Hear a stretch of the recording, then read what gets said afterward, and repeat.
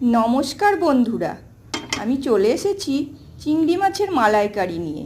এটা চিংড়ি মাছ আমি লবণ হলুদ মাখিয়ে রেখেছি। এখানে টমেটো পেস্ট, এখানে আদা রসুন লঙ্কা পেঁয়াজের পেস্ট, ওখানে দুধ, আর এই দেখো এখানে গোটা গরম মশলা, এখানে চিনি, আর এখানে তেজপাতা, এখানে লবণ, আর এখানে ঘি আর হলুদ।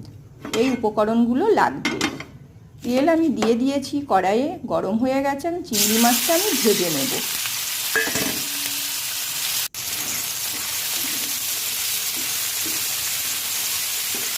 চিংড়ি মাছ আমার ভাজা হয়ে গেছে, এবার আমি তুলে নেব। তুলে নিয়ে ওর মধ্যে তেল দিয়ে দিলাম। এবার আমি ফোড়ন দিলাম গোটা গরম মশলা আর তেজপাতা।